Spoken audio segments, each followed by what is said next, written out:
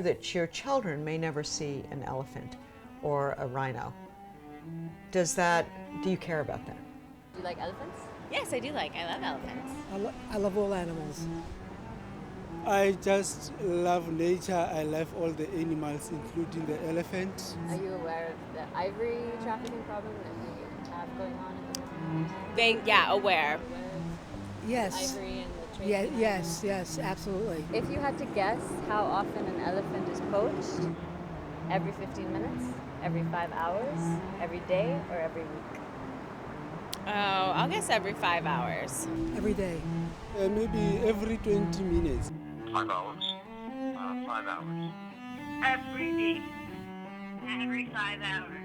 5 hours. So what's the right answer? Every 15 minutes.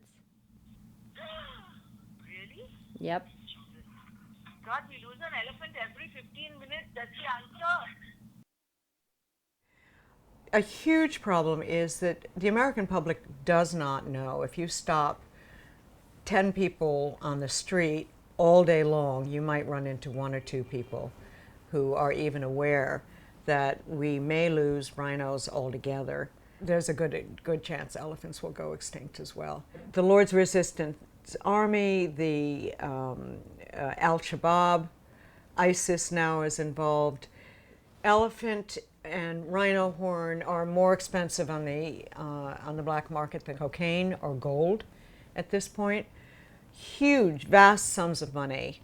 International terrorism and international crime syndicates are driving this, and it's very, very difficult to stop. Ivory now is becoming a commodity, and people are stockpiling it in the hopes that all elephants will go extinct, and they're contributing to their extinction. And therefore their ivory will be worth even more than it is now. I guess it's a trophy, I don't know, I'd rather see them live in action in nature than, have them on display. The United States is the second largest importer of illegal wildlife parts and animals, second to China. To bring the lions back, to bring anything that's protected under any circumstances, that should be international law rather than national law. I think animals that cross borders should be protected by international law. We don't have a good international law system in place. We really need judges that are animal activists too, because they don't know anything about animal behavior or cruelty. They just they get the evidence and then they say, not enough. Certainly transportation shouldn't be legal, and if something is protected elsewhere, we should respect that within our own system. I know that there's people paying a lot of money to import wild animals to shooting ranges in Texas and things like that, and there's people that have absolutely no money in certain countries, so of course they're going to take like $10,000 to help find an elephant or find a lion and things like that. So that's a whole other industry that is very unspoken. The pangolin, it's an adorable little thing that looks like an armadillo, is the most endangered species in the world, and nobody's ever heard of it. You have hundreds and hundreds of birds put together in a small little case. 80 to 90% of them will suffocate to death before they get to this country and before they're offloaded. The price is so high that smugglers don't really care. It costs them nothing to get them. They're shipped sometimes in paper towel holders. We need to understand this as a country. It's heartbreaking to go to Africa and trying to decide what the fences around the national parks are for, whether it's to keep the animals inside or to keep the people out of the parks. Well, if things don't change, we're facing, oh my gosh, I mean, we are facing on going extinct. Obvious obstacles are money, person power, space, overcrowding, lack of interest, lack of motivation. Apathy and ignorance. Those are the two biggest.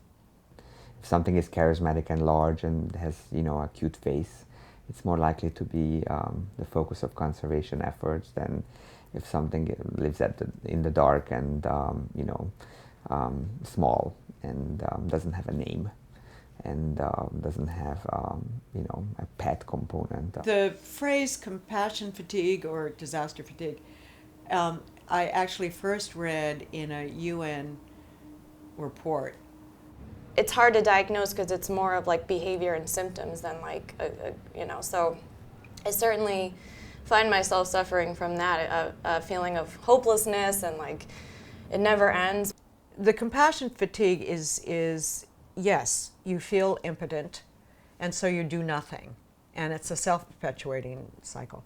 Every single person that gets involved, no matter how they get involved, has an impact. With enough pressure and enough individuals getting together, we can change the world. It's a very interesting fact, and I talk about it often, is that through the evolutionary pathways to develop this big brain of ours, our brain is very, very energy intensive.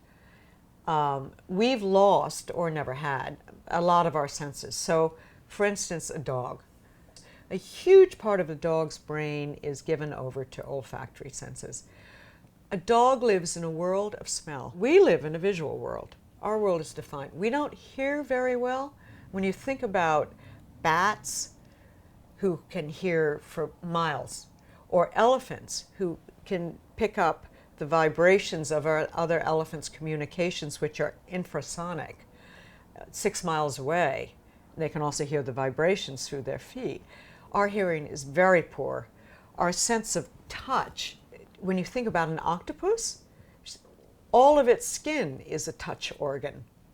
It can feel the slightest ripple in the water. We can't change colors. We can't navigate the way birds do by sensing the electromagnetic poles of the earth as they migrate.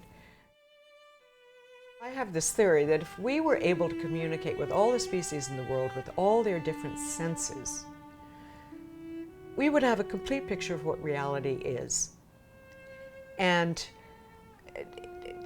you know, it's a question of not expecting animals to be like us, because they have their own experience of life, which we need to understand that we can learn from, we need to respect.